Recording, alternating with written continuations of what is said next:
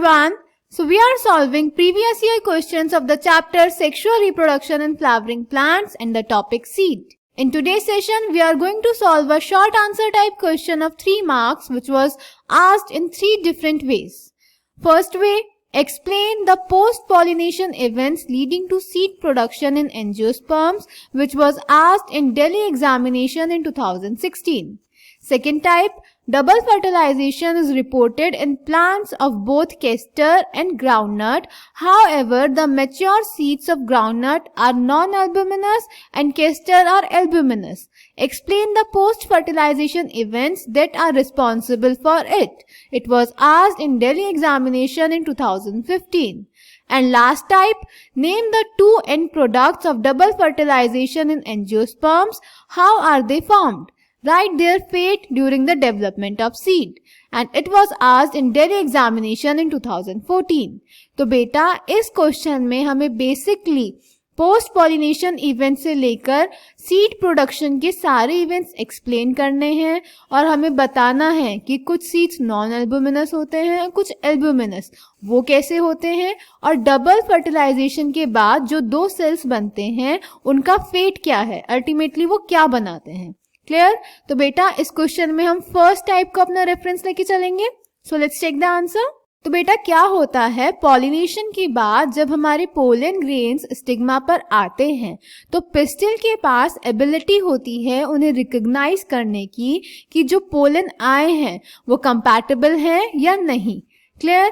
उसके बाद अगर पोलन ग्रेन्स कंपैटिबल होते हैं तो वो जर्मिनेट करते हैं स्टिग्मा पर and they form a pollen tube. Pollen tube में होते हैं male gametes. Pollen tube style के थ्रू पहुंच जाती है एम्ब्रियो साक तक और एम्ब्रियो साक में वो माइक्रोपाइलर एंड पे फिलिफॉर्म अपैरेटस के थ्रू सिनर्जिड में एंट्री करती है. उस पोलन ट्यूब से मेल गैमीट्स एम्ब्रियो साक में रिलीज हो जाते हैं. 2 में से एक मेल गैमीट बेटा फ्यूज करता है एग न्यूक्लियस के साथ और बना देता है डिप्लॉइड जायगोट, और एक मेल गैमीट बेटा फ्यूज करता है 2 पोलर न्यूक्लियाई के साथ और बना देता है triploid primary endosperm nucleus, that is PEN. अब क्योंकि ये सेकेंड वाले फ्यूजन में 3 न्यूक्लियस इन्वॉल्व थे, एक मेल गैमीट का और 2 पोलर न्यूक्लियाई, तो इसीलिए इस फिनोमिना को हम बोलते हैं ट्रिपल फ्यूजन. और जब हमारा एक मेल गैमीट एग सेल के न्यूक्लियस के साथ फ्यूज करता है तो उसको बोलते हैं सिनगैमी. अब क्योंकि इस पूरे प्रोसेस में फ्यूजन 2 टाइम्स हो रहा है तो इसको बोलते हैं डबल फर्टिलाइजेशन, जो एक्सक्लूसिवली फ्लावरिंग प्लांट्स यानी एंजियोस्पर्म्स में प्रेजेंट होता है. अब primary endosperm nucleus further division show करता है और बना देता है प्राइमरी एंडोस्पर्म सेल, जो अल्टीमेटली बन जाता है एंडोस्पर्म. यानी फर्टिलाइजेशन के बाद जो पहला सेल बना that is primary endosperm cell, वो बना देगा एंडोस्पर्म, और जो दूसरा सेल बना था जायगोट वो बना देगा बेटा एम्ब्रियो. ठीक है. अभी जो एंडोस्पर्म होता है वो हमेशा एम्ब्रियो के बनने से पहले बनता है क्योंकि एम्ब्रियो को बनने में एंडोस्पर्म से न्यूट्रिशन चाहिए होता है. अब कुछ केसेस ऐसे होते हैं जिनमें जो एंडोस्पर्म होता है वो एम्ब्रियो डेवलपमेंट में कंप्लीटली कंज्यूम हो जाता है. ऐसे सीड्स को हम बोलते हैं नॉन एल्ब्यूमिनस या फिर नॉन एंडोस्पर्मिक सीड्स, या फिर ये जो एंडोस्पर्म होता है ये पूरी तरह कंज्यूम नहीं होता और थोड़ा बच जाता है, ऐसे सीड्स को हम बोलते हैं एल्ब्यूमिनस सीड्स या फिर एंडोस्पर्मिक सीड्स. तो इसीलिए बेटा एंजियोस्पर्म के जो सीड्स होते हैं वो बनते हैं सेक्सुअल रिप्रोडक्शन के बाद ओव्यूल से, इसीलिए उनको हम फर्टिलाइज्ड ओव्यूल बोलते हैं. ये सीड फॉर्मेशन फ्रूट्स के अंदर होता है. जो ओव्यूल के इंटेग्यूमेंट्स होते हैं वो हार्डन हो जाते हैं और बना देते हैं सीड कोट, और माइक्रोपाइल बेटा स्मॉल पोर में डेवलप हो जाता है और सीड कोट पर ही प्रेजेंट रहता है, जो हेल्प करता है ऑक्सीजन और वाटर की एंट्री में सीड में. ये हेल्प करता है सीड जर्मिनेशन में.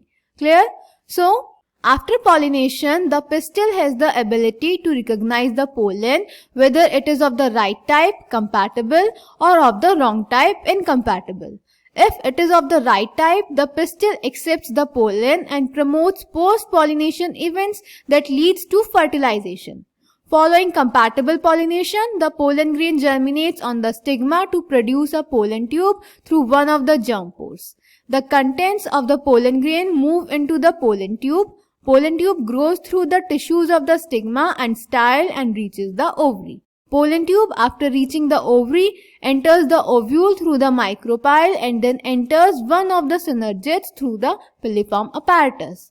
After entering one of the synergids, the pollen tube releases the two male gametes into the cytoplasm of the synergid. One of the male gametes moves towards the egg cell and fuses with its nucleus, thus completing the syngamy. This results in the formation of a diploid cell, the zygote. The other male gamete moves towards the two polar nuclei located in the central cell and fuses with them to produce a triploid primary endosperm nucleus, that is PEN. As this involves the fusion of three haploid nuclei, it is termed triple fusion.